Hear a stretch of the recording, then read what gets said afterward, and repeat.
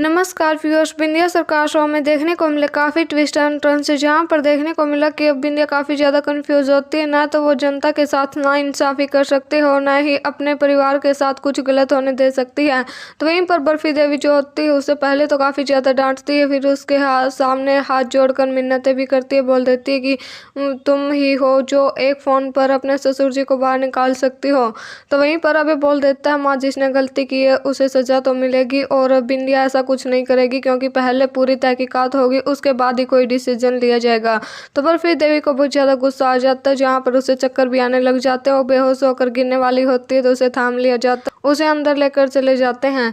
लेकिन अब जो रुंझुन होती है और जो बड़े भैया होते हैं वो भी बन चुके हैं बिंदिया के सबसे बड़े दुश्मन, जहाँ पर देने लगे हैं बर्फी देवी का साथ। तो वहीं पर अब कुछ लोग आ जाते हैं जो बिंदिया के पास आए हुए होते हैं। तो वहीं पर वो बिंदिया को बोल रहे होते हैं कि आपको रावण दहन करना होगा। तो वहीं पर बिंदिया पहले तो मना कर देती है, बोल देती है कि हमारे हाथों से रावण दहन कैसे हो सकता, हम ये नहीं कर सकते हैं। तो अब वह उसे समझा देता है, बोल देता है कि ये तो जनता का ही काम है ना बिंदिया, तो तुम ये काम करने से क्यों मना कर रही हो। तो वहीं पर बिंदिया मान जाती है अबे की बात, जहाँ पर अबे के कहने पर वो उन लोगों को, वो एमएलए होते हैं, उन लोगों को हाँ कर देती, बोल देती है ठीक है हम रावण दहन के लिए आ जाएंगे। तो वहीं पर बिंदिया काफ़ी कंफ्यूज होती है कि आखिर किसका साथ दे, जनता के साथ इंसाफ करे या फिर अपने परिवार का साथ दे।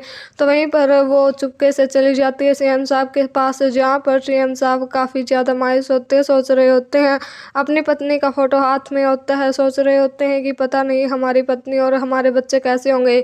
लेकिन तभी वहाँ पर बिंदिया की एंट्री होती है, जहाँ पर एक बात का और होने वाला खुलासा, जहाँ पर सबके सामने एक जल्द ही सच आने वाला है कि जो ये सीएम साहब है इनकी बेटी और कोई नहीं बल्कि बिंदिया है, क्योंकि बिंदिया ही सीएम साहब का अपना खून है। तो अब बिंदिया जो सीएम साहब होते हैं उनसे पूछ रही होती है कि मैं बहुत ज़्यादा कंफ्यूज हूँ, आप ही बताइए बाबूजी कि मैं क्या करूँ। तो वहीं पर सीएम साहब उसे एक सुझाव देते हैं, उसे एक श्लोक की याद दिलाते हैं। तो वहीं पर वो उस श्लोक को हिंदी में बयां करती है, जहाँ पर वो समझ जाती है कि उसे कर्म करना है, फल क्या मिलेगा उसे उसकी चिंता नहीं करनी है। तो वहीं पर बिंदिया के पास अभय आ जाता है, जहाँ पर अभय बोल देता है कि आपकी जो ये सीएम साहब बिंदिया है ये मुझे बिना बताए ही यहाँ पर चली आई। तो वहीं पर सीएम मुस्कुराते हुए बोल देते हैं कि आज के बाद बिंदिया ऐसा कभी नहीं करेगी, और बात ही कुछ ऐसी थी जिसके लिए इसे अकेले आना पड़ा।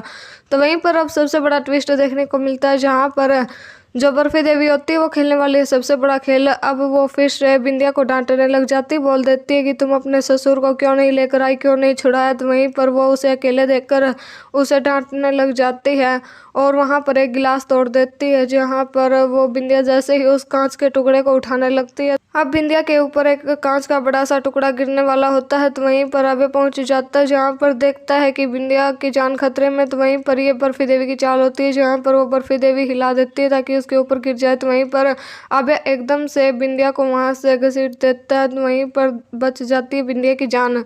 लेकिन अब सबसे बड़ा ट्विस्ट देखने को मिलता है, जहाँ पर बर्फी देवी करने वाली है अभय और बिंदिया को फिर से इमोशनली ब्लैकमेल, जहाँ पर वो कुछ गुंडों का सहारा लेती है। अब गुंडे अभय के पास फोन कर देते हैं, बोल देते हैं अगर अपनी माँ की जान बचाना चाहते हो तो अपनी पत्नी यानी सीएम बिंदिया की जान लेनी होगी। तो वहीं पर अभय काफ़ी ज़्यादा कंफ्यूज हो जाता है। तो वहीं पर देखना काफ़ी दिलचस्प होने वाला है कि अब अभय किसकी बचाएगा जान, अपनी माँ या फिर अपनी पत्नी।